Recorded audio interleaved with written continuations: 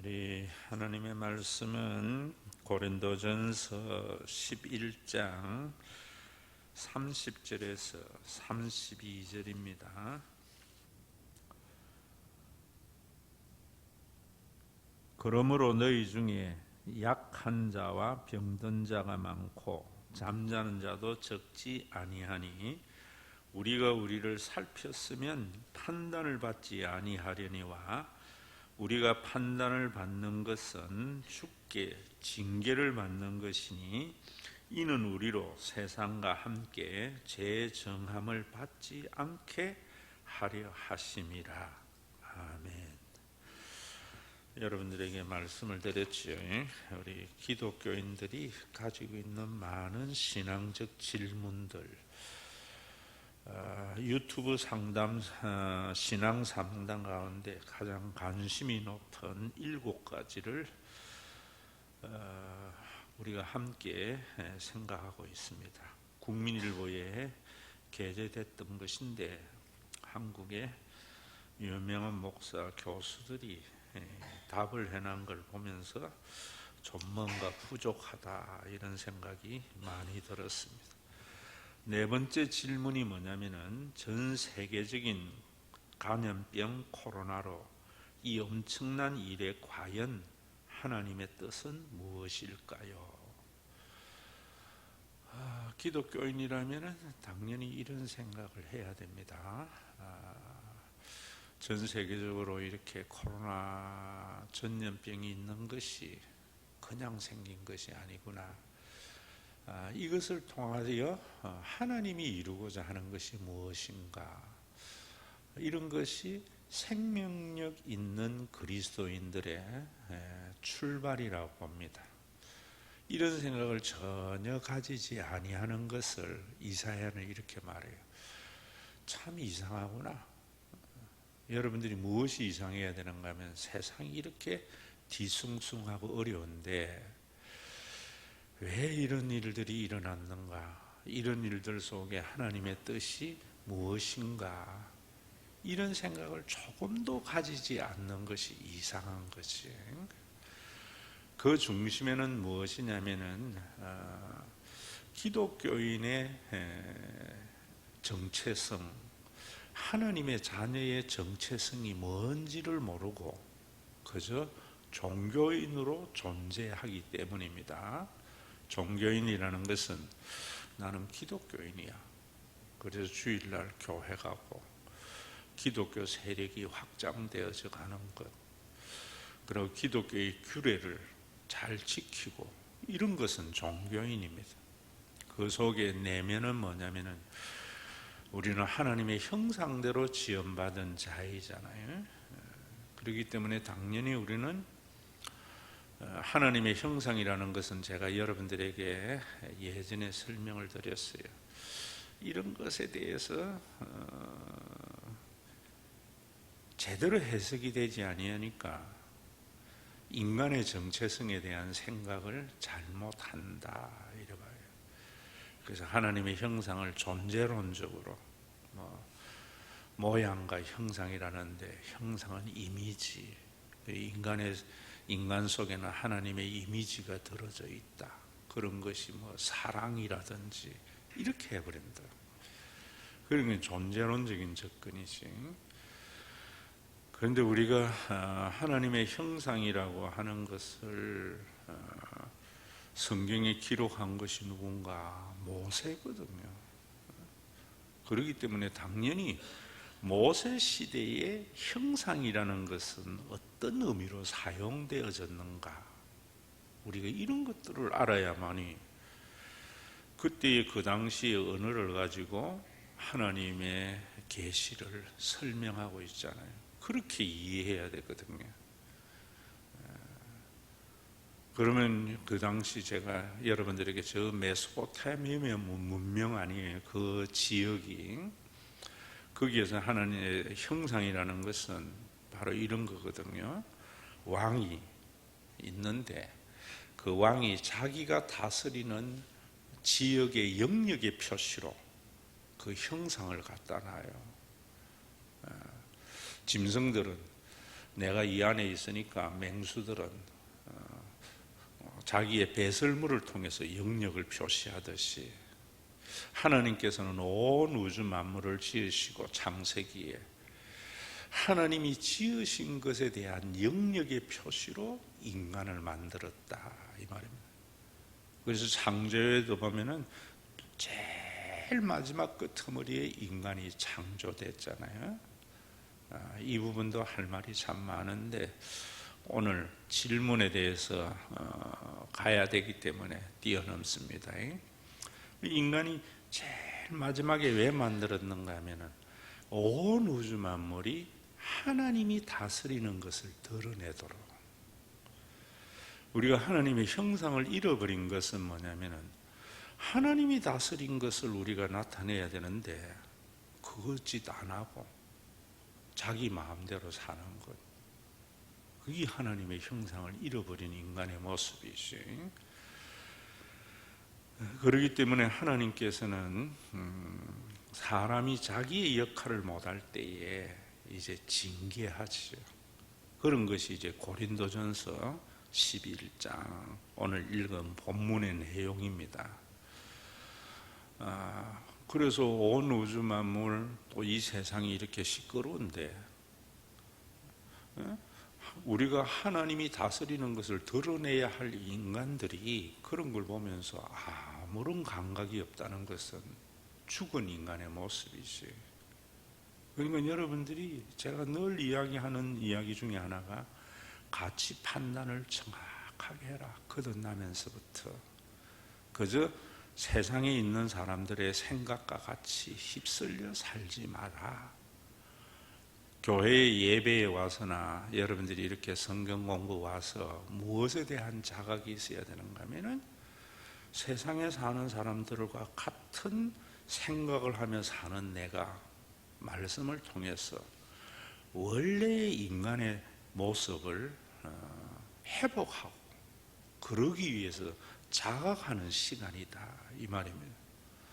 그래서 오늘도 여러분들이 우리가 이 온 우주 만물 또 우리 지구상에 코로나가 이렇게 만연되어져 있을 때 당연히 대통령이나 그 외의 정치인들은 이걸 어떻게 막아야 될 건가 힘쓰는 것은 지극히 당연한 겁니다.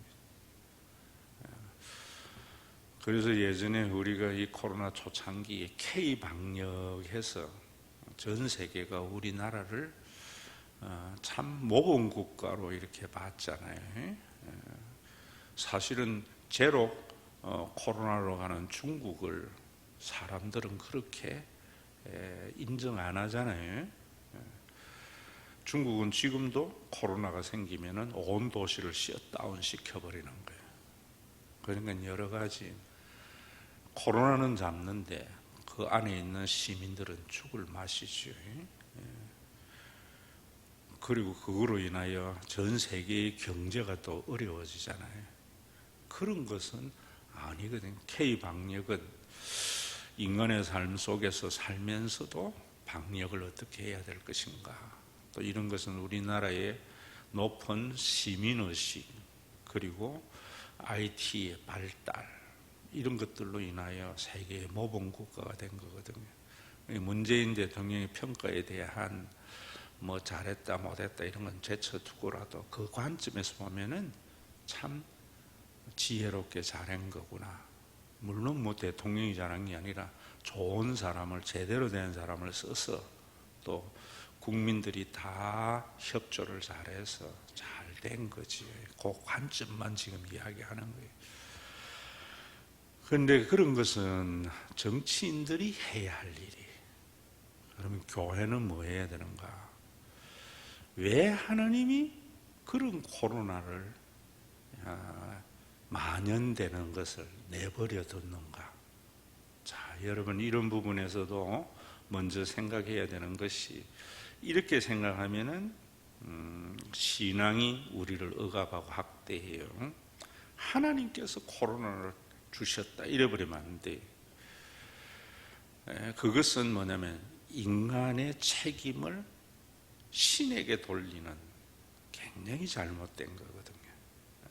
그거는 회복이 일어나지 않아요. 이런 관점에서 지금 보면은 저는 지금 정부에 대해서도 참 가슴 답답한 게 뭐냐면은 잘못한 것을 우리가 뭘 잘못했는가를 봐야지 전 정권의 책임으로 돌려버리면은 회복이 일어나지 않는 게 문제예요.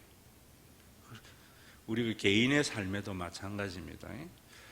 뭐든지 이렇게 보면서 내가 뭔가를 잘못했는가 이렇게 봐야 되는데 어떤 사람들은 보면 항상 남 탓한다. 교회에도 그런 사람이 있어요. 그래서 제가 여러분들에게 하는 이야기 중에 하나가 뭐냐면은 다른 네가 잘못했다고 내가 옳은 것은 아니거든요. 참 어리석은 인간은 뭐냐면은 남의 잘못을 덜추어내서 자기의 옳음을 증명하려고 하는 것. 친구지간에도 그런 사람 많잖아요. 기독교인들은 그런 게 아니. 남 잘못을 통해서 자기의 옳음을 증명하는 것이 아니고 내가 어떻게 옳은 것이냐. 그런 것이 예수님이 말씀하신 회개하라 천국이 가까이 왔다 할 때에 그 회개하라를 여러분들에게 제가 말씀을 드릴 때 그랬잖아요. 목사는 피리 소리를 분간해서 양이 알아들을 소리를 해줘야 된다. 그런데 회개해 이렇게만 말하는 것은 양들에게 피리 소리를 그대로 전달하는 거예요. 그러니까 못 알아듣는 거예요. 여러분들이 그런 소리 많이 들어봤잖아요. 교회 다니면서 회개해야 돼. 그래서 그 회개를 자기의 관점에서 이야기하는 거예요.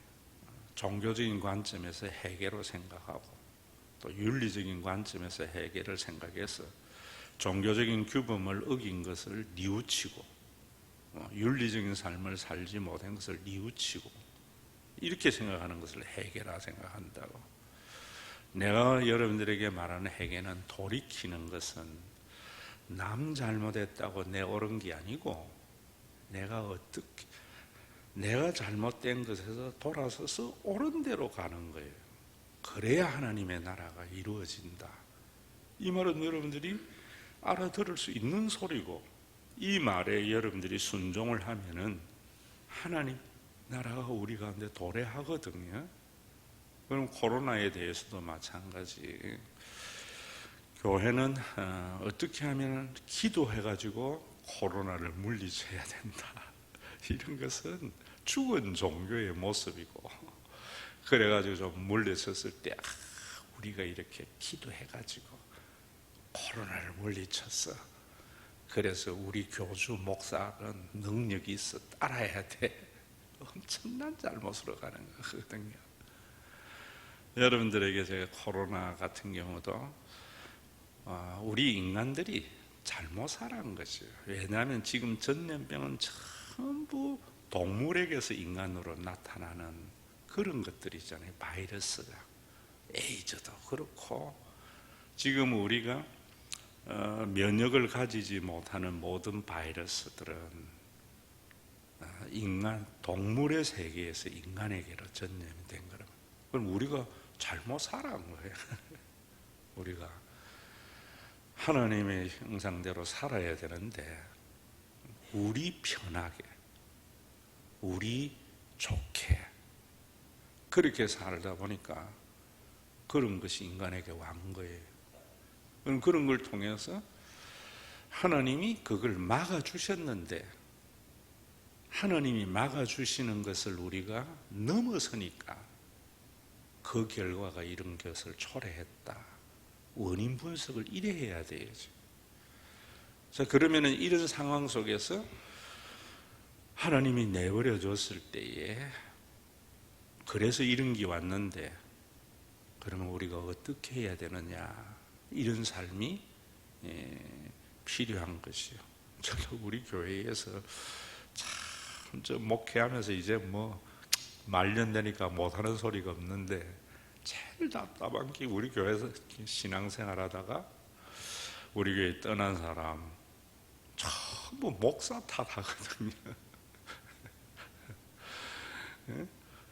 여러분 목사님의 탓이 아니잖아요. 그런 부분에서도 여러분들이 정확하게 알아야 된다고. 그러면 그 하나님께서 그런 것을 내버려둠 유기 이거거든요. 그 한계가 넘어가면은 이런 것들이 나타난다. 여기에서 우리가 하나님의 뜻이 뭔가라고 할 때에 여기 보면은 참 좋은 목사예요. 고은아 동생이죠. 영화배우 이재철 목사라고 부산고등학교 서울대 나와가지고 홍성사라고 하는 좋은 출판사도 하고 또 100주년 거기 목회도 하고 이런 분인데 이분이 사람들에게 좋은 이미지를 가지고 있어요. 왜 그런가? 굉장히 존경받는 목사 중에 하나이지요. 그러나 기존의 목사들에게는 좀 싫어해요. 왜냐하면 자기들을 관습대로 안 움직여주거든요. 주로 보면 이제 뭐 이분도 건물 없는 교회, 뭐 자기를 비우는 것 이런 것이 많이 있어요.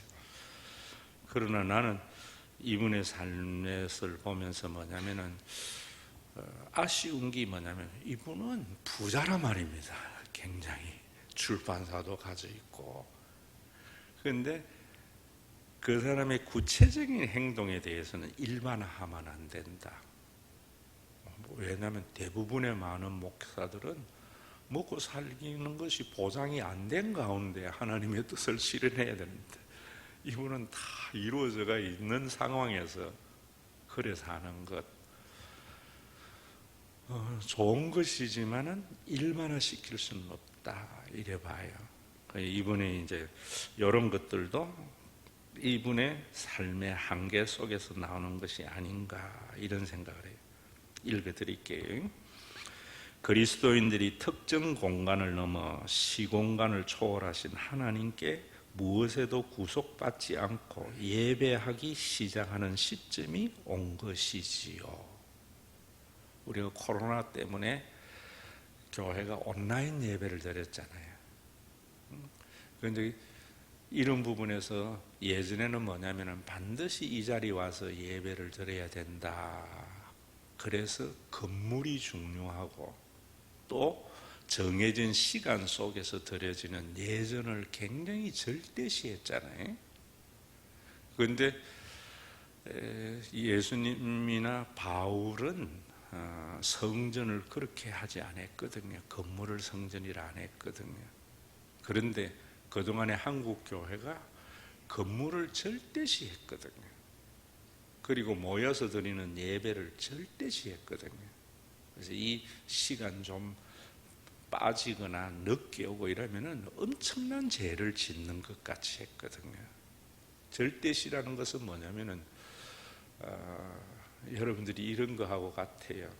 참 이 정도 자세히 가르쳐 주는데 너무 자세히 가르쳐 주니까 모르는가 싶은데 예전에 경남 쪽에는 거창 지역이 참 좋은 목사님이 한 분 계셨어요.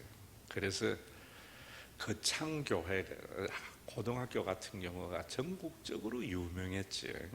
특히 전성은 교장 같은 그 아들은 굉장히 매스컴도 타고 유명합니다. 그래서 서울에서도 거창고등학교 보내고 이랬어요. 그 거창고등학교가 뭔가 하면 흔히 말하는 대안학교 비슷한 교육을 80년대, 70년대 이렇게 했던 거예요. 그래가지고 애들이 또 서울대학이나 좋은 대학도 많이 가니까 서울에 있는 엄마들은 그 교육의 이념보다는 거기 가면은 좋은 대학 간다 하고 해가지고 애를 보내는데 참 보면은 너무나 우스운 이야기지. 그 창에 이제 그런 학교가 나오고 이랬던 것은 거기에 목사님 한 분이 굉장히 훌륭한 분이 있었던 거예요.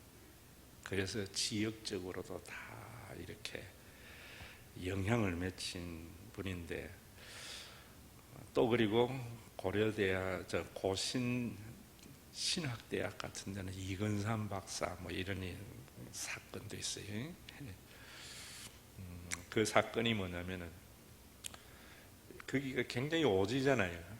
거창이 지금은 이제 뭐 그렇게 교통이 발달되어 있지만 부산서 가려면은 또 대구에서도 오는 것도 어렵고 옛날엔 전부 비포장에다가 토요일 날 이제 교회 뭐 짓는다고 건축 이런 자재를 부산에서 사가다가 차가 퍼지는 바람에 시간적으로 주일날 예배에 도착을 못한 거예요. 그걸 가지고 난리를 치는 것이 바로 이런 예배를 절대시하는 모습. 고신대학 같은 경우는 총 학장을 모시는데 만약에 미국에서 유럽에서 올 때 시차 때문에 주일날 아침에 도착을 해가지고 주일날 어떻게 그럴 수 있느냐 하고 징계를 했다가 또 세월이 지나서는 그 똑같은 일이 일어났는데도 교수들과 목사들이 나가서 환영을 한 거 참 웃기는 거잖아요. 언제나 똑같아야 되는데 오늘 여러분들이 이렇게 예배에 못 나오는 것도 저는 나오는 게 당연하다고 봐요. 그럴 때 못 나올 때에도 뭐 부득이한 이유가 있잖아요.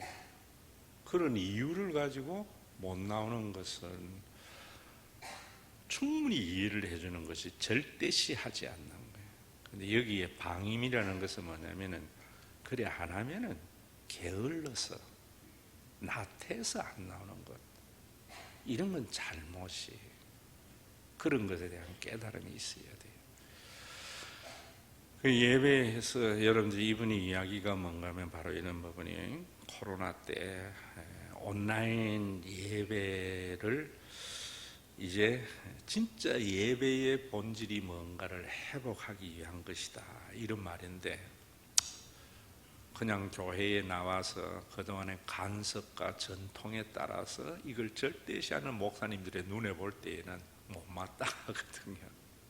그래서 이 목사님 그런 분들에게는 굉장히 많은 지탄을 받는 거예요. 그런데 나중에 또 좀 지나면은 다 사라져요. 참 절대적인 진리가 아닌 것은요, 그 순간에 그게 문제예요. 그런 게 이제 우리가 예배를 드릴 때에 예전에는 오후 예배가 저녁 예배였다고, 오후에 예배를 드리면은 한국 교회가 망한다고 난리를 치긴 목사님들이 대부분이었다고. 그랬다가 이제 오후 예배도 이제 사라지는 이런 상황. 절대적인 진리는 변하면 안 됩니다. 그런 것은 시대를 따라서 변할 수 있는 상대적인 거기 때문에 변하는데, 보수가 아니고 수구라고 봐요. 수구주의적인 사람들은 그 변화를 굉장히 싫어하고, 왜? 위기의식을 느낀다. 오늘도 보니 김동길 교수가 돌아가셨다고 하는데, 우리 시대에 나는 저래 안 돼야 되는데 생각했는데, 젊은 시절 우리가 참 존경했던 교수인데 나이 들어가지고 완전히 수구가 되어버렸거든요. 참 그래서 만감이 교차되던데, 그걸 보면서 내가 나이 들어가도 절대로 수구적인 목사가 돼서는 안 되겠다, 이런 생각을 했습니다. 그런데 여기에 이 말씀에 일리는 있거든요. 지금 한국교회가 시간과 공간 속에 드리는 이런 것들을 절대시하는데, 코로나 때문에 할 수 없이 이 시간과 공간을 절대시하지 않고 공간을 넘어선 예배를 드렸잖아요. 또 그리고 많은 교인들이 시간도 절대시해서 옛날엔 11시 예배에 이랬는데 이제는 유튜브니까 좀 놔뒀다가 11시에 어디 바빠서 하다가 2시쯤 혼자 털어가지고도 예배를 드리는 이런 것들이 시점이 왔다, 이럴 때에도 경계해야 되는 게 그런 거예요. 예배의 본질은 잃어버리면 안 된다. 이 이게 있어야 되는데, 이분의 어떤 계획은 보면 항상 본질보다는 외형적인 것을 절대시하는 걸 허물어 버리는 경향만 있다 이 말이에요. 그리고 그런 관점에서 제2의 종교 개혁이 도래했다고 말할 수 있습니다.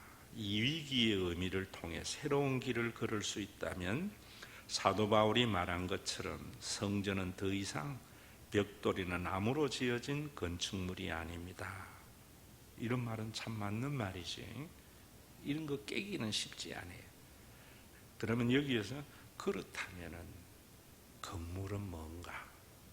교회당은 이 정리도 있어야 돼. 저도 젊은 시절 목사가 될 때에는 건물을 이분하고 똑같은 생각을 했어요. 그래서 대학교회 같은 데에서도 제 손으로 건축은 안 한다 이런 생각을 했는데, 대학교에 나와서 여기 교회를 지을 때에 내가 교만이었구나 라는 생각을 했던 거예요.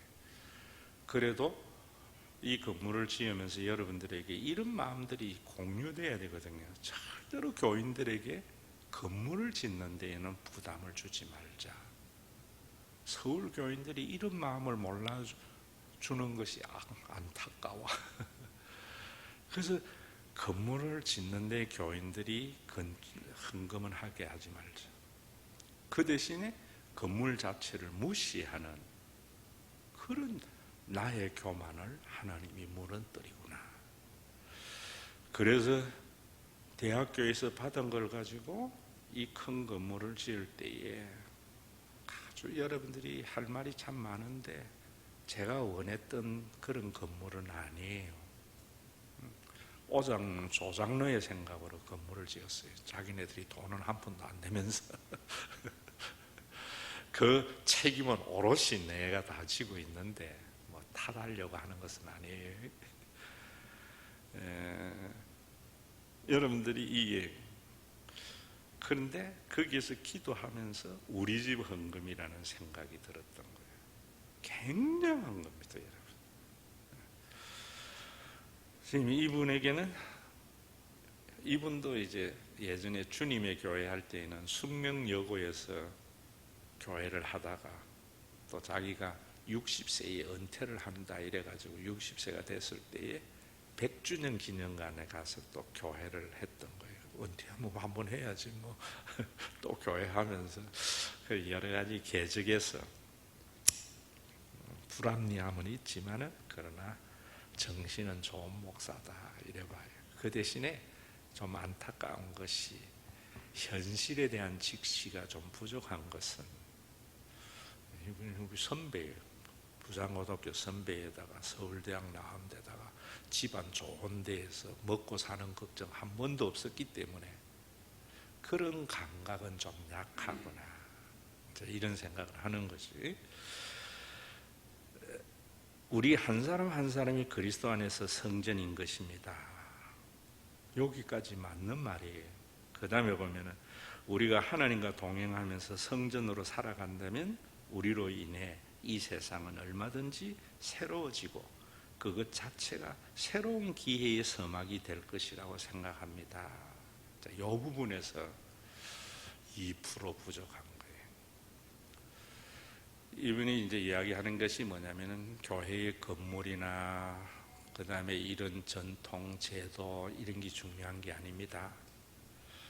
교회는 여러분들 한 사람 한 사람입니다. 그래서 여러분들 한 사람 한 사람이 제대로 살아가야 되는 것이 기독교인의 삶입니다. 이런 이야기에서 뭐가 부족한가 하면 구원사에 대한 정확한 이해가 없는 것은 뭐냐면은 하나님께서 항상 징계를 하실 때에 내가 개인적으로 잘못 살아간 것을 징계하지는 않아요. 개인적인 삶을 징계한다고 보면은 공포가 생기거든요. 그러면 그 생각을 주입한 자의 손가락이 움직이는 대로 움직이게 되어져요. 제가 여러분들에게 늘 이야기할 때에 사탄은 언제나 두려움을 가져다 줘요. 예수님은 평안을 가져다 줘요. 두려움 가운데에 그게 무서워서 하는 것은 성경이 아니에요. 그게 이제 헌금에도 보면 인색하고 억지로 하지 말라 이러잖아요. 많은 교인들이 헌금을 할 때 보면은 아까워서, 그러나 무서워서 헌금하고, 많은 교인들이 헌신을 할 때에 참 억지로, 왜?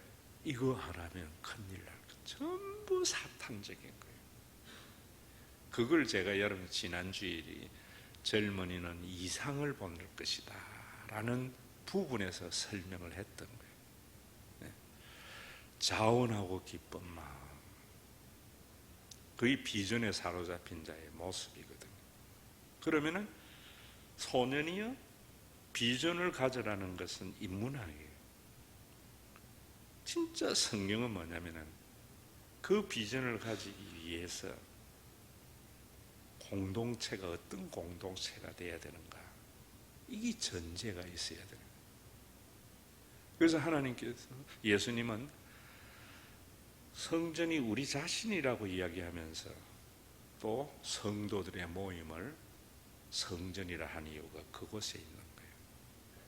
그러면 당연히 목사님이나 지도자들, 장로들은 어떤 생각이 있냐면 우리 공동체가 어떤 공동체가 되어야 될 것인가, 이 생각을 해야 돼요. 교인들도 마찬가지예요. 내가 뭘 잘못했는가 아니고 내가 이런 주님의 몸된 교회의 공동체에 내만 생각했구나, 교회 생각은 안 했구나, 이런 생각해야 돼요. 목사님은 어떤 교인들보다 교회를 더 생각하고 헌신해야 돼요. 그래서 저는 서울에 있는 집이나 모든 건 다 갖다 놨지만 서울 교인들 보고 건축원금 한번 안 했거든요. 모범을 보였거든요. 장로는 교인들보다 더 헌신해야 돼야죠. 이 공동체에 대한 생각이 없이 생각하는 게 지금 이재철 목사란 말이에요. 이런 것은 뭐냐면은 이미와 아직 사이에 있는 하나님의 나라에 대한 깊은 통찰력이 없기 때문이다, 저는 이래 봐요. 그러면 여러분들에게 제가 이야기한 대로 개인적인 잘못을 가지고 자꾸 이렇게 하면은 교인들은요, 목사님 말씀이 엄청 순종하게 되어져요. 이단들도 다 마찬가지예요. 그런데 목사님의 교회의 교인들이 성숙한 게 뭐냐면 바로 그런 부분이에요. 하나님의 은혜에 대한 자각, 우리 목사님이 우리보다는 더 교회를 위해서 깨달아서 이제 내가 그 짐을 좀 나누어 줘야지, 이런 생각을 하게 시작하는 것이 성숙된 것이죠. 자녀들도 마찬가지잖아요. 맨날 엄마 아빠 불평하다가 철 들면은 이제 내가 엄마 아버지 짐을 대신 져줘야지, 내가 거기에 참여해야지, 이럴 때부터 가정이 되잖아요. 이건 그냥 되는 게 아니에요. 세월이 있어야 되고 누군가가 하나의 미랄이 되어져야 돼요. 그 누군가가 뭔가 하면은 목사, 그 다음에 장로, 권사, 이런 거라 이 말. 지금 여기에 코로나여서 여러분들이, 자, 첫째는 절대로 내가 잘못해서 하나님은 혼낸다 아니에요. 개인이 잘못한 것은 어떤 것도 받아주세요. 개인이 잘못한. 그 대신에 개인이 잘못한 게 뭐냐면 공동체의 일원으로서 자기의 역할을 못한 것, 그것도 뭔가 하면 할만한데 안 한 것. 여러분 부모가 애가 어릴 때에 뭘 요구 안 하잖아요. 그때는 무조건 주기만 하잖아요. 근데 이제 철 들어가지고 할만할 때에 안 하면은 그건 잘못된 것이에요. 그래서 제가 여러분들에게 우리 교회는 안 하는 사람 아무도 없습니다. 못하는 사람만 있습니다. 굉장한 생각이에요. 돈이 없어서 헌금을 못하는 사람이 있는가 하면은 믿음이 부족해서 못하는 사람도 있다. 그것까지도 저는 받아들이려고 하는 거예요. 그 이유를 지난 주일도 제가 여러분들에게 말씀드렸어요. 앞으로 3, 40년 후에는 그러면 안 되겠지.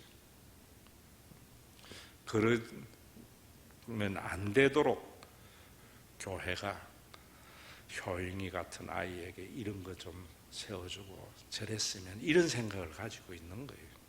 여러분들에게 이야기했잖아요. 여러분들에게 제가 11조 강요 안 하는 거는 여러분들이 살아온 것에서 우리 교회가 역할을 한 게 아무것도 없거든요.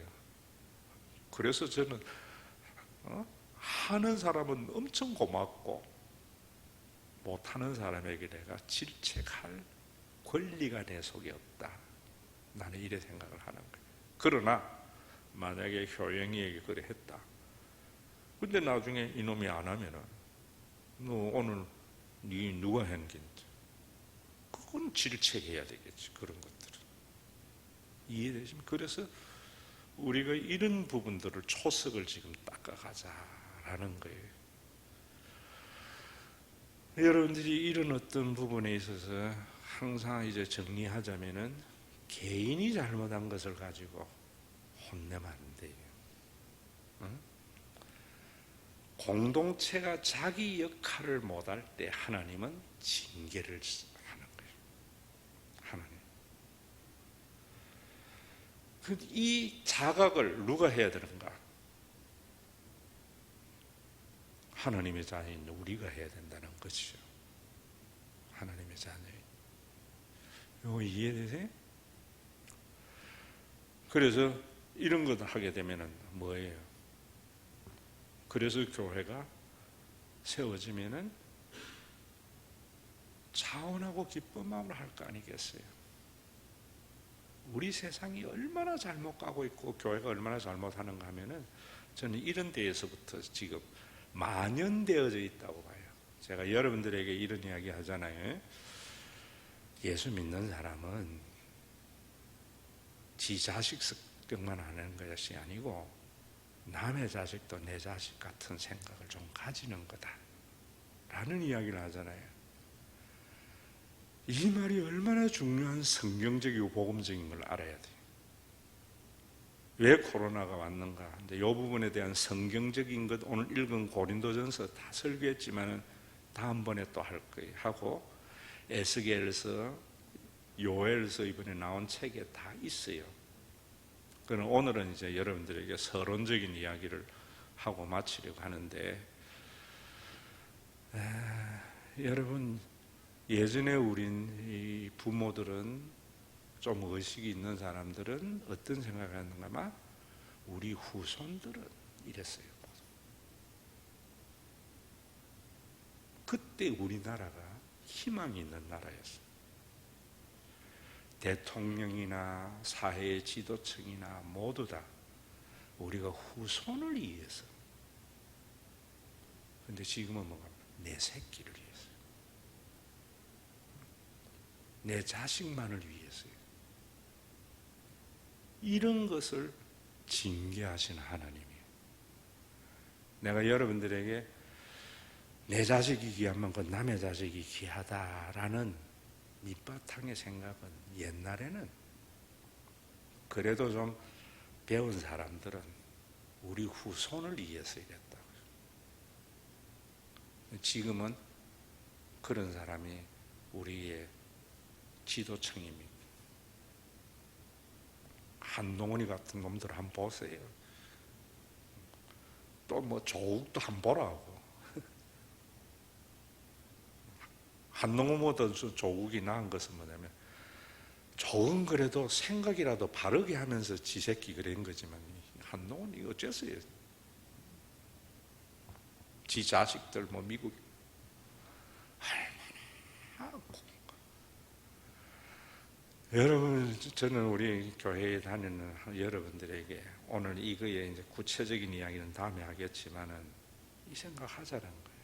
내 자식이 귀하면 남의 자식이 귀하다 하는 것은 뭐냐면은 옛날에 우리는 그래도 우리 후손들을 위해서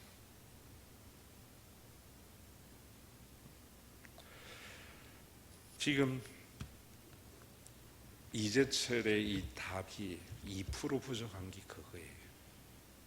어떤 공동체에 대한 생각이 없는 거예요. 그저 시간과 공간에 절대시하는 한국교회에 대해서 그게 아니다, 이것만 이야기하고 있는 게 안타까운 거예요. 코로나를 보면서 여러분들이 어떤 자각이 있어야 되는가 하면은, 그래서 제가 위기 극복은 정부가 해야 되고 우리는 전화위복을 해야 됩니다. 전화위복의 기회를 삼아야 됩니다 라고 말을 하는 거예요. 전화위복이라는 것이 뭐냐면은 이제는 어떤 나라, 잘 사는 나라가 아니고 어떤 잘 사는 나라, 그게 전화위복이에요. 그래서 여러분들이 이런 역할을 잘 알아야 돼요. 왕, 제사장, 선지자 줬잖아요. 항상 지도자는. 왕은 뭐 해야 되는가? 우리나라 잘 사는 나라 만들려고 머리 싸매야 돼요. 제사장, 선지자는 뭐 해야 되는가? 왜 잘 사는 나라 돼야 되는데? 그 답을 주는 게 목사예요. 여러분, 우리나라 보세요. 지금 뭐 잃어버렸어요? 잘 사는 나라만 되자 했지 왜 잘 살아야 되는데 라는 생각이 전부 이기적으로. 그러니까 부익부 빈익빈의 격차가 유리천장, 이 흑수 모든 것이 하나님의 메시지를 모르는 목사들과 이런 목소리에 귀 기울이지 아니하고 나는 물고기 잡으러 갈란다 하는 베드로의 말에 쫓아갔던 제자들과 같이 세상을 휩쓸려가는 사람들, 오늘 여러분 마음속에 좀 이거 남기를 바라요. 예전에 우리는 그래도 우리 후손들은 이럴 때 우리나라가 이래 잘 살게 됐는데, 우리 모두는, 우리 후손이 아니라 내 새끼는 그러면 망해버려요. 망해버려. 강릉의 불발탄, 거기에도 하나님의 메시지가 있는 거예요. 그 메시지가 뭐냐? 우리 후손은. 그러기 위해서 제가 여러분들에게 고린도전서를 통해서 신학적 하나님의 징계와 심판에 대한 것, 에스겔서 이런 것들을 말씀드리려고 하는 것. 오늘은 여기까지 하고 다음 주에 여러분들이, 다다음 주 수요일은 그런 부분에 대한 성경적인 답을 제대로 제가 드려줄게. 내 말이 아니라는 것을. 오늘은 나는 우리 후손들을 생각했나. 교회도 마찬가지. 내 다음 대의 교회는 생각 안 하고 그저 내 새끼만 잘 되게. 그래서 제가 여러분들에게 그런 이야기한 거예요. 여러분들의 육신의 자녀가 우리 교회에 장로가 되고 권사가 되는 그런 꿈을 가지라고. 그래야지 내 헌신이 아깝지 않죠. 이런 분들이 우리 교회의 지도자가 돼야 돼요. 앞으로는. 그래야 우리 후손을 위한 교회를 생각하게 되어져요.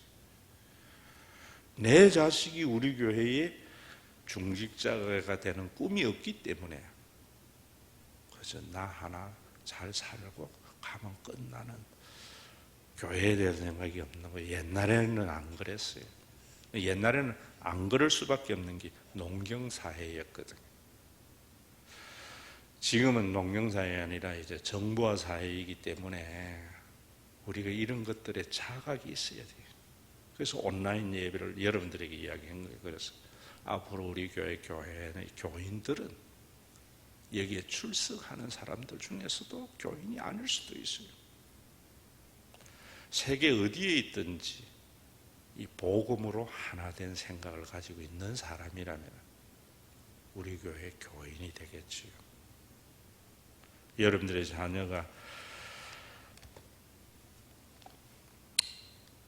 뉴질랜드 가서 살지라도 신과 회복 있는 교회 목회의 철학에 동의해서 함께 나눈다면은 교회가 그에 대한 책임, 그는 교회에 대한 애정, 이런 게 우리가 쭉 전통을 이어가야 되지 않을까.